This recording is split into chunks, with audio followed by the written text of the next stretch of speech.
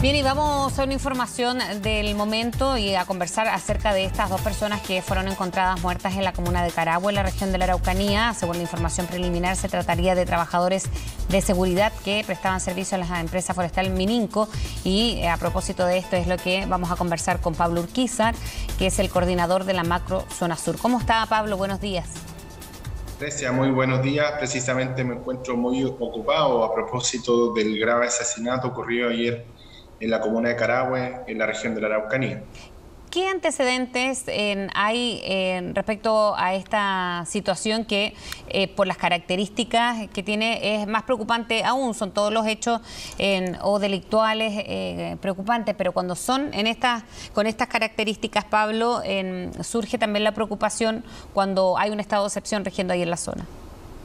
Sí, la situación, yo creo dos aspectos que son muy relevantes. Primero, obviamente, lamentar y dar las condolencias a la familia, precisamente respecto de dos personas que estaban colaborando con brigadistas para apagar ciertos focos de incendio que estaba en el sector, en el Fundo del Encanto, en la comuna de Carahue, en la región de la Araucanía. Y es ahí donde son precisamente estas dos personas en su vehículo, son asesinadas. Estas personas prestaban servicios a Forestal Mininco y evidentemente las circunstancias en virtud de las cuales se produjo el asesinato y los disparos también, porque tienen impactos balísticos, es parte de la investigación que está siguiendo el fiscal Felipe González. Pero otro aspecto que es muy relevante, que es en el mismo sector, es decir, en la ruta S158 que une Carahue-Tirúa, precisamente en octubre pasado, la orgánica radicalizada y terrorista Huaychán Aucamapu realizó un grave atentado incendiario con más de 10 cabañas quemadas, 5 camiones, ¿cierto?, afectando realmente a las trabajadoras y a sus familias que vivían en ese lugar, y en donde fue precisamente esta orgánica, la Huaychán Aucamapu, la que exigió la salida de los militares, el fin del estado de emergencia, y también reivindicó a una persona que hoy día está precisamente querellada por parte del gobierno en prisión preventiva, como es Luis Tranamil, y que precisamente se solicitó presidio perpetuo calificado. ¿Por qué? Por el asesinato de una persona mapuche, que es el cabo Naín en el año 2020, en octubre del año 2020, cuando fue asesinado precisamente. Pablo, las características de este hecho son particularmente violentas. Había hablado usted de que esto ya estaba en investigación, pero ¿se ha conocido más antecedentes respecto de las personas que fueron encontradas muertas o de quién podría estar involucrado? Hasta ahora eso también es parte de la investigación y no hay más detalle.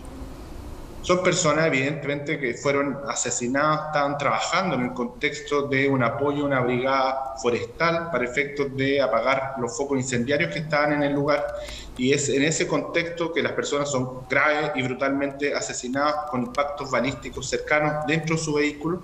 Y obviamente ese nivel de violencia es un nivel de violencia que ocupa precisamente la Huaychán Aucamapu, la orgánica radicalizada y terrorista que opera en la zona, y que no solo se adjudicó el atentado en el mismo sector hace menos de 3 meses, sino que también es la responsable de quemas de iglesias, quemas de escuelas y también otros asesinatos muy relevantes donde está vinculado también no solo el robo de madera, sino también el narcotráfico. Recordemos que la misma Huaychán Aucamapu tiene uno de sus integrantes, Emilio Berjo, condenado en prisión preventiva por 823 kilos de cocaína, y por lo tanto es en ese contexto en que la Huaychán Aucamapu opera ahí, y obviamente el nivel de violencia está vinculado también a su modo de operar.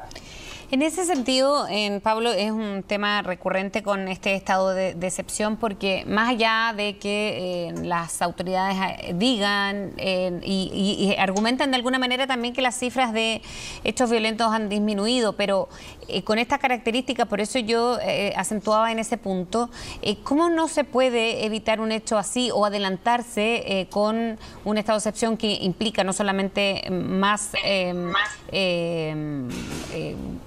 recursos destinados para la zona, sino que también personal militar que pueda quizás tener o adelantarse a evitar hechos que enlutan nuevamente la zona? Sí, dos aspectos importantes. Primero, es no en base a las cifras del gobierno, sino que en base a las cifras de los persecutores penales, que son las policías de investigaciones, como Carabineros de Chile, en que se materializa una reducción de un 45% de los hechos de violencia. Hay más de 172 detenidos. El problema es que de esos 172 detenidos, 1 de cada 10 queda en prisión preventiva, solo el 14%, por lo tanto, obviamente, es un problema no solo que compete al gobierno, sino también el Poder Judicial tiene una responsabilidad, pero al mismo tiempo se están realizando los patrullajes mixtos y los controles dinámicos, pero en ese contexto debemos recordar que también uno de los problemas que estaba materializándose la Araucanía era precisamente la multiplicidad de incendios. Recordemos que esta temporada hay un 344% más de hectáreas afectadas que el periodo 2020-2021, más de 35.000 hectáreas, un 28% más de incendios, y eso en un contexto en que efectivamente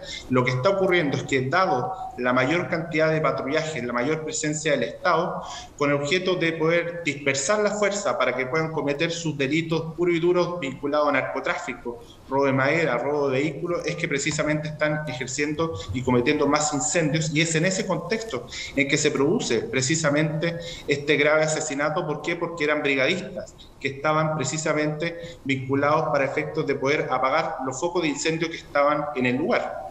Hay una información que salió hace algunos días que tiene que ver también con un informe de la multigremial de Araucanía. Me imagino que usted lo vio. Declara que el 2021 fue el año más violento desde el inicio del conflicto.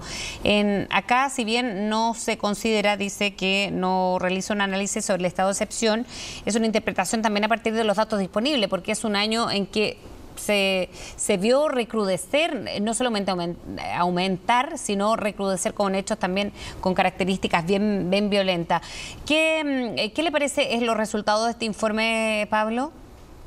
Y tres aspectos muy importantes al respecto. Primero, es un informe que evidentemente tiene errores metodológicos porque no se basa en la información oficial, sino que compara la información del Ministerio Público con información de prensa. Y obviamente la información oficial es la que emana de la Policía de Investigaciones y Carabineros de Chile. En segundo lugar, lo que dice en relación con ese informe, hay que recordar una situación muy particular, y es que el año 2021, precisamente es dado que existe un alto aumento de los hechos de violencia, pese a que se habían incautado más de 907 armas, se habían detenido más de 607 personas, más de 189% más que el año 2020, la cifra más alta de detenidos desde el primer atentado en Lumaco el año 1997, un 53% más de droga, cocaína, pasta base, marihuana incautada, pero pese a ello, los hechos de violencia no se habían reducido.